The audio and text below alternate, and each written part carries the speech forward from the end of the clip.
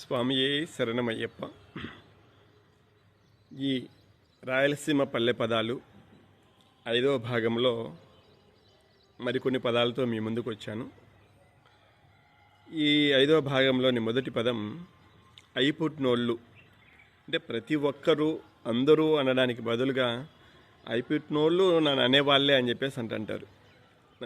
మాలలో ఉన్నాను, కొన్ని పదాలు నేను ఉచ్చరించలేకపోతున్నా. ఐపుట్నోళ్ళు నన్ను అనే నా కొడుకులే అని చెప్పేసి తిడుతూ ఉంటారు. ఈ ఐపుట్నోళ్ళు అనేది కూడా అంటే ప్రతి ఒక్కరు అనేదానికి బదులుగా ఐపుట్నోళ్ళు అనేటటువంటి ఈ పదాన్ని ఎక్కువగా ప్రయోగిస్తూ ఉంటారు. అట్లే తాడోపేడో అన్నిట్లో దానికి బదులుగా ఐసా పైసా తేల్చుకొని వద్దామనేసి అంటారు. అంటే తాడోపేడో తేల్చుకుందాం, ఐసా పైసా ఏందో మన కథ ఏందో తేల్చుదాం అనేసి అంటారు.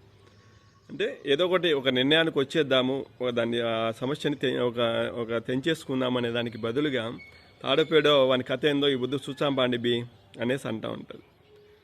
అంటే ఐసానో పైసానో ఎట్టయితే అట్ట అయింది, రంగం మీద దిగుదాం పాండి అనేటటువంటి ప్రయోగాలు మనకు కనపడుతూ ఉంటాయి.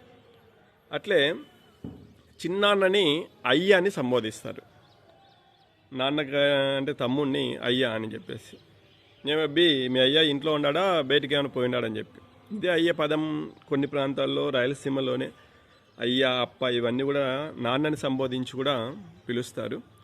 కానీ కడప జిల్లాలో కొన్ని పులివెందుల ప్రాంతం లాంటి చోట్ల అయ్య అంటే చిన్నాన్న అనేటటువంటి అర్థంలో ఈ అయ్యానని ప్రయోగిస్తారు. మీ అయ్యా రావంజలయ్య ఉండాడా ఇంట్లో అని చెప్పేసి అడుగుతూ ఉంటారు. ఇట్లాంటి పదం అయ్య. అట్లే జీర్ణించుకోవడం అనేదానికి బదులు అరగాయించుకోవడం అని చెప్పేసి అంటారు. చిన్నప్పుడు మా నాయన కోడిది చేదు మింగిచ్చినాడు అందుకే ఏం తిన్నా ఇట్టే అరగాయించుకుంటా అని చెప్పేసి అంటూ ఉంటారు కొంతమంది. అంటే జీర్ణం చేసుకోవడం అంటే తిన్నదాన్ని జీర్ణం చేసుకోవడానికి అనేదానికి బదులుగా అరగాయించుకోవడం, అరగాయించుకునే శక్తి నాకు ఇంకా ఉంది ఇంత వయసు వచ్చినా కూడా అనేసి అంటూ ఉంటారు. ఇది ఒక మాండలికంగా చూడవచ్చు.